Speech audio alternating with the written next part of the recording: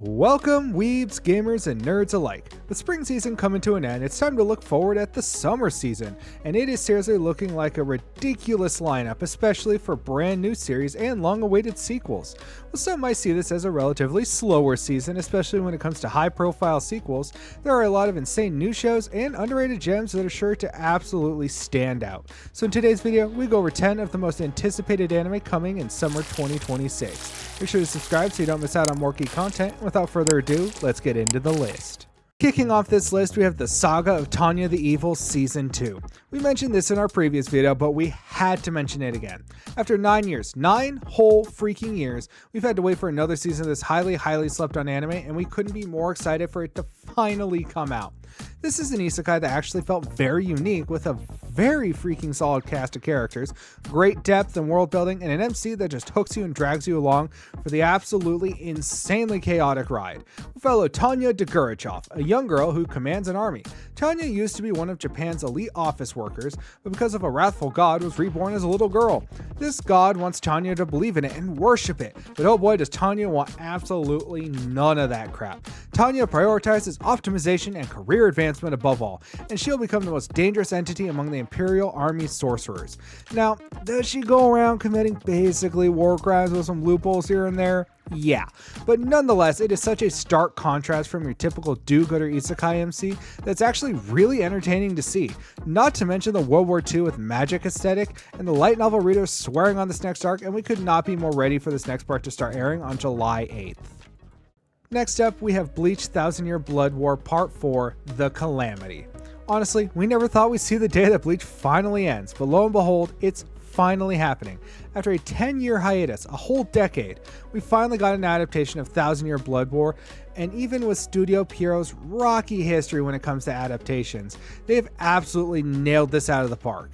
The voice acting, the animation, the music, everything has been downright stellar. With the amazing Yamamoto vs. Yuhabaha fight, or the Mayuri vs. Pernita, this final adaptation of one of the big three has delivered on every single fight and moment and episode. The best part is, there's a ton of anime original content which is being overseen by Tite Kubo himself. With there only being 20 or so chapters left to cover this final season, it's going to have a lot of anime original content, potentially including things like Kisuke and Kenpachi's Bankai, more of Yoruichi, and maybe even a brand new fight too. This allows Tite to finish the story how he wanted and not be rushed by the time limit set by Shonen Jump. So we cannot wait to see this conclusion to one of the biggest anime of all time on July 1st. Next up, we have the Sparks of Tomorrow. How can you not be excited about a new Kyoto animation project? Every anime from this beloved studio is nothing short of gorgeous to look at, with some downright stunning animation, and this looks to keep that going. This was being worked on for a while, but when the 2019 tragedy happened, this project kind of went on quiet for understandable reasons, but now it's finally happening. We follow 15-year-old Inako Momokawa, who lives in the Fushimi era of Kyoto, and is the second daughter of a sake brewer. Nothing she does ever comes out right, and she receives a scolding from her father every day. Her only relief is the trust she places in her prayers to the gods. One day, while at Fushimi Inari Shrine, she meets a freewheeling young man named Kihachi Sakamoto. He rejects the gods and boasts of the incoming age of electricity. We then join Kihachi and Inako on their journey to search for the electricity catalog book, which was a book Kihachi wrote when he was a kid about the predictions of electricity. And this book will also help Inako get out of a forced marriage. This has everything you expect from a Kyoto anime with amazing, lovable characters, a gorgeous soundtrack, great story and dialogue. I mean, this is really going to be one of the best shows this summer when it starts releasing on July 5th. Now we have Mushoku Tensei Season 3. Now hear me out on this. We have dived deep on this show in previous videos on this channel, and love it or hate it, this show is one of the biggest isekai and does have some of the best world building and character writing in anime, adding on top some amazing animation, which from the trailer still looks to be in top form, even though a bunch of animators went on to join Studio Kai. Just like the Tanya light novel readers swear by this next arc, and honestly we'd have to agree as it sounds insane, especially with the return of Eris, who we haven't seen since she left Rudy in Season 1. We get to see Rudy go back to the Demon Continent on the high-stakes mission, a huge twist with the Man God in Orsted, and obviously Eris' return this time with a lot of political strife as he has to navigate the political landscape of the Asura Kingdom. This does cover some tough topics, and the main character is definitely by far not a good person, making it hard to root for him. So this show is definitely not for everyone, but it does handle these topics well, and Rudy has grown as an individual since season 1. Either way, we are really excited to see how this season plays out and how Rudy will confront these new challenges and returning characters as this starts airing July 6th. Now we have Grand Blue Season 3. The fact this actually came back for a second season was insane. And now, not too long after that, Season 3 is also coming out? We could not be more hyped for one of the best and funniest anime out there. This show does have a trope where it is a diving anime, but most of the time they do everything but diving. For those who haven't picked this one up yet, we follow Kitahara Iori as he begins his college career near the ocean in Izu City, full of excitement for his new life. He will be moving into his uncle's diving store, Grand Blue. There he finds the beautiful ocean, beautiful women, and men that love diving and alcohol. The comedy in this hits every single time. I mean, this is really one of the few anime that has had me actually laughing so hard my stomach hurt. This next season looks to continue the completely ridiculous college antics, drinking, partying, weird-ass interactions, interspersed between some really gorgeous diving scenes and some surprisingly heartfelt moments when it airs July 1st. Next up, we have Clevites Season 2. This was a surprising hit from summer 2025 that delivered tenfold on what was expected. Going into this, we thought this was just going to be another edgy, dark fantasy show that relies heavily on shock value, or it's like teen edgy where there's not a whole lot of actual dark things going on, but after that first episode, we were hooked. Who could have thought a show about a dark beast who decides to take care of a human baby to see what choices it will make to determine the fate of humanity would be good, but gosh dang it, it is. The darker 90s cell shading worked amazing, and the animation itself is actually really freaking good, along with the great cast of characters, good political intrigue, with differing nations moving into the Kingdom of Hedon to secure the forge for making hero weapons, and a solid dang soundtrack. Now, in this second season, we're getting introduced to even more characters who all look at least somewhat complex, a new school arc, which we hope doesn't detract from the seriousness of the story, and a bunch more action. So we're very interested to see where this goes when it starts airing July 8th. Next up, we have Jaguar Witch in Mongolia. This is definitely one we are wanting to get out there as it gives off the vibe of an amazing show that's definitely going to be overlooked.